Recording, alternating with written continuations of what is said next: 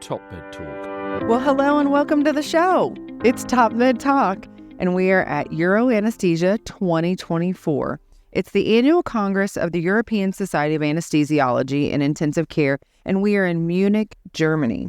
Now, I'm Desiree Chappell, your host, and I'm delighted today to be joined by Professor Kate Leslie from Australia. You may know her from TopMedTalk Down Under. They just held the fort down at the ANSCA meeting a couple of weeks ago.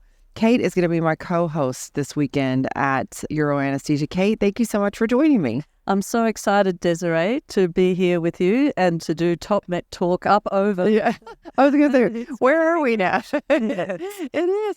Kate, I can't tell you how much I am, first of all, excited that you're here with me this weekend, because that's really great. But all the amazing content that came out of TMT DU, as we like to say, the Australia New Zealand College, their annual scientific meeting. You and Andy Cumsty, who TopMedTalk listeners may know from last year we were at the Euroanesthesia meeting, you guys did a phenomenal job. We really enjoyed it, Desiree, I must say. We tag team really well together, I think. And we had some great guests, not only people who had come to Australia to speak at the meeting, but also local people with expertise in all different areas: global health, sustainability, perioperative medicine. It was a beautiful mix. I mean, it was a perfect, I think, tasting of what the conference was probably about. Well, Congress is about anesthesia and pain medicine. So we had both of those things covered. We had some great guests actually talk about pain medicine, not only all the new drugs that are being tried, ketamine, psilocybin, cannabis, that kind of thing, but also about how to talk to people about trauma. Loved that. And how that affects their recovery after surgery. Yeah. It's fascinating. So interesting. So while you guys were down under, Monty and I were up over. We were at the Society of Obstetric Anesthesia and Perinatology, or SOAP, out in Denver at the same time. And we, at the same time, were having conversations about trauma-informed care. And that was a concept that was new to Monty and I. I don't know if that is something familiar to you. A little bit familiar to me because of the work I do in orthopedic trauma. Right, that's right, you had mentioned. And I'm used to assessing people's catastrophizing and that kind of thing. Yeah. But Hans Clark, an anesthesiologist from Canada, a visitor at our meeting, he said that we have to go further and ask people specific questions about their traumas. 30% of patients consider having an operation to be a traumatic event. Yeah, I was shocked, floored by that.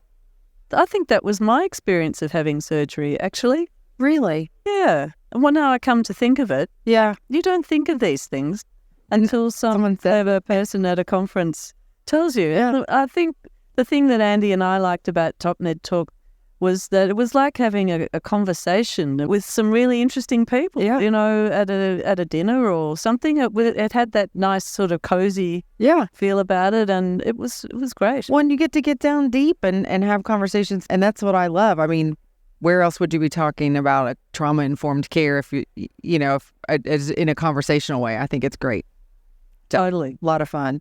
Well, a lot of great content. Tell me one or two other highlights for the meeting that we can, if people want to go back and listen to any of them, some of your faves. Two of my favorites were about global health. Yes. So we heard about the drug crisis in global health, the cessation of the manufacture of halothane, for example, and the cost of medicines. So an ampoule of propofol costs $30 in Papua New Guinea. Wow. And, about $1 in Australia. Yeah, it's cheap as chips everywhere. And we heard also about anesthesia training in Mongolia. Yeah. That was really good.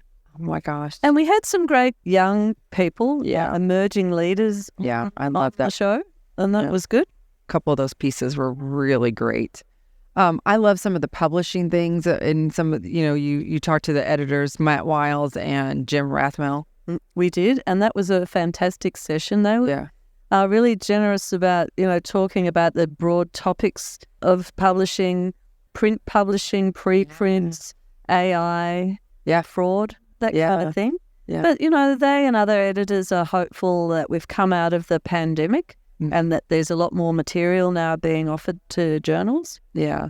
And I think my favourite one was the breaking trials one. We have a big breaking trials session Yeah, that was great. Remind me again those trials that we were hearing about. So chewy? Yeah. Chewing gum after surgery. In Australia, we call chewing gum chewy. Oh.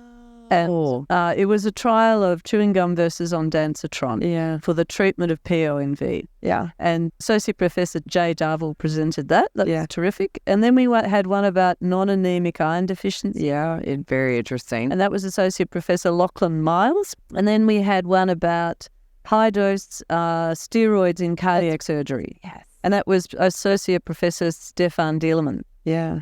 So that was great. I enjoyed that. What I found fascinating about that conversation is that these big questions that we've had in anesthesia for a very long time felt like they were kind of answered here and not what we were expecting, I don't believe. None of them were expected. I don't think whether chewing gum treats PONVs actually qualifies as a burning question. Good comment.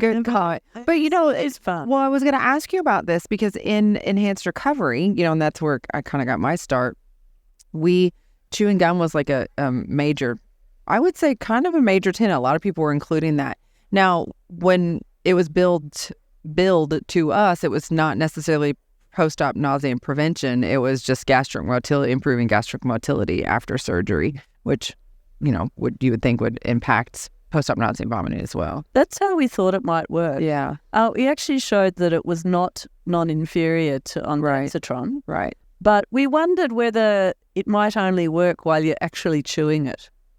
That it may not have an effect after the end of chewing. Yeah. And I just thought that was interesting because, again, with enhanced recovery protocols, it also is one of the biggest barriers in enhanced recovery protocols trying to get gum post-operatively. It was very tough. We gave it to people in the recovery room. Yeah, in recovery. But we did some surveys and preliminary work to make sure that the recovery room nurses were comfortable with that. But as you said, patients do love their gum chewers. They loved having their gum after surgery. Anyway, like you said, not necessarily a burning topic in anesthesia. But also the anemia question, though. That is definitely something people have been talking a lot more about. They have. So Lachlan Miles has been doing a series of studies on this subject, both led by him and by other people. And he made the comment that there had been a bit of an acceleration of assumptions in this space, so that people thought, well, if giving iron to people fixes their anemia, then maybe giving iron to people when they're not anemic might also help. And then if it works post-op, well, it might also work pre-op and all this kind of thing. Mm-hmm. And what he actually showed was that giving iron to patients who've got iron deficiency resulted in worse outcomes. Yeah, no. So that was a bit curious. It was an observational study. Yeah.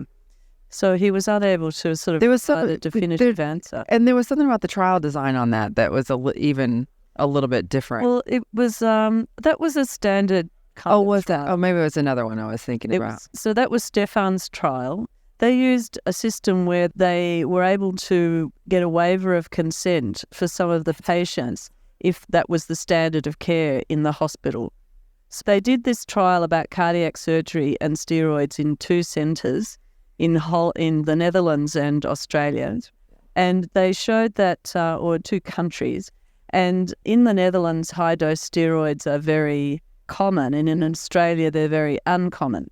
So if the patient was randomised to the thing that was common in their country, then they didn't need to get consent. Yeah. And so it was a great system because it costs a lot of money to get consent. Consent is very important. We're not saying it's not important, but it's good to get it from the people who are making a potentially practice-changing decision about their care. Yeah, got it. And then on that one, they found no difference. They found no difference. Yeah. Yeah, because they were looking at a subgroup of the people who'd been in their previous trial, which was called DEX. Yeah. And there was a signal that younger people who are more immune competent might benefit from steroids more. Yeah. Fascinating stuff. One of the other pieces that I wanted to ask you about that you guys, that we're hoping to talk more at this meeting, because it was a focus last year for us, was sustainability. You had a couple good conversations about that, or a couple great guests that were talking about sustainability. We did. We had Professor Eugenie Kayak and Professor Forbes McGain from the University of Melbourne, who have both been coming at this issue of sustainability in healthcare from different perspectives. Forbes's work is on this engineering side and the sort of practice-changing side, right through from the manufacturer of items that we use in healthcare through to their disposal. Yeah. And Eugenie is more on the sort of activism side and the behaviour change side. Yeah. And it's been really, it was an interesting conversation. And at the end, I asked them a question about, well, what should we do in our personal lives to just one thing. Thing. And Eugenie said, cut out red meat. And Andy and I looked at each other and went, really? And I said, no problem. I said, cut out international travel. Oh, no. And it was like, oh, poor Andy. Golly, I think I'll give up meat instead. That's hilarious. Yeah, no, the international travel one would be harder for me. I don't eat red meat, but yeah, that's hilarious. That's good. I know what I was going to ask you about the trials. This is something that maybe we can talk about a little bit later too, is that we have had multiple discussions on TopMedTalk about people and researchers when they're talking about their particular study and that it was a negative outcome. And it's like, is it really a negative? Is it really negative? Or is that something that it's just, that's what the outcome was, unexpected outcome? So the three trials that we heard about, there was a trial which did not prove non-inferiority. That's it. Yeah. It actually proved superiority of ondansetron as a secondary outcome. Yeah. But for the primary outcome, you could describe that trial as negative because it didn't prove non-inferiority. The second study about iron was looking for a difference and found the opposite difference. Yeah. But we always, or nearly always, design a trial to accommodate the idea that the thing we're looking at might be better or worse. Yeah. And then the third trial showed no difference, or failed. It actually, to be completely precise, it failed to show a difference. Yeah. So if you're trying to prove that two things are the same, or that one is no worse than the other, then you do an equivalence trial or a non-inferiority trial. But if you're trying to prove that something is better or worse, then you do the standard kind of trial. So we often have studies where we fail to show a difference and we conclude that there is no difference. Yeah. And I guess statistically that's slightly naughty, but practically speaking, it's probably okay. Yeah. I just love learning a lot more about how all of this works. It's definitely not somewhere I come from. All right. So this meeting, we have a lot of good conversations coming up. I think over the last several weeks, we've had conversations with the editors-in-chief of major journals. So Anesthesia, Matt Wiles, Jen Rothwell of Anesthesiology. We talked to J.D. Pandit whenever we were at IRS for anesthesia and analgesia. And we're going to talk to Mike Grocott coming up for perioperative medicine. And Hugh Hemmings is going to join us this weekend, isn't he? Yes, that's going to be great. Yeah. Hugh is the editor-in-chief of the British Journal of Anesthesia. Yep. And we're hoping to also interview Dr. Beatrice Volk, who is one of the BJA editorial fellows. So they can be a good conversation. Yeah, I'm excited to learn more. And Michelle Chu. Yes. So Michelle Chu, we're going to be talking to Michelle Chu. So Michelle has been on TopMedTalk every year we've been at ESAIC at the Euroanesthesia meeting. So we're excited to catch up with her. Last year we were talking about the cardiovascular risk evaluation scoring for that. And then we have leaders within the ESAIC. So Professor Wolfgang Burrell, who we've spoken with him a couple times on TopMedTalk, Professor Michelle Struess, and a couple other folks. So that will be very exciting to hear from them. I think we have a couple sessions around pain and opioids after surgery. So I think this is a hot topic. Don't you think? Very hot topic still. Yeah. Yeah. Yeah. So hopefully we'll hear more about that. And a couple people from industry we have that are coming to speak to us about. One is general manager of GE Healthcare. I really want to talk to her not only about GE Healthcare and what they do in anesthesia for us, but also just as a female leader. She's been in that position for a little bit now, and so I love to always talk to people about that kind of stuff. Well, you did a terrific plenary session at the World Congress of Anaesthesiologists in Singapore. Yes, on that topic, and interviewed 4 industry leaders, and they were very gracious about sharing what the healthcare industry is really up to. Yeah. And I think they made a really good point about how they make all of these fabulous products with all this incredible capability. Yeah. And we use like 5% of it. It's a bit like computer programs, that you just like a word processor where you don't use all the capability. Yeah. So I thought that was pretty interesting. Yeah, it's a good point. Kate, thank you for joining me this weekend. I think it's going to be a lot of fun. We're up for some good I have you working hard. Monty will attest to this. I get our schedule all built out. There should be some more content coming up over the weekend, so be sure to check that out. And I direct everyone towards the ANSCA conversations that you guys had for TopMedTalk Down Under. They were just absolutely fantastic. So stay tuned for more great conversations, and we will talk to you soon. Cheers, everybody.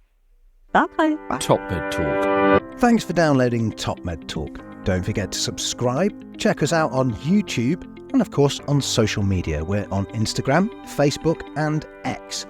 Also, it's important to remember that TopMedTalk is the broadcasting arm of EBPOM, evidence-based perioperative medicine. We'd love you to find out more about that, and the way to do that is ebpom.org. Check out our website and find out about some of the incredible conferences we're going to be arranging across the year. ebpom.org.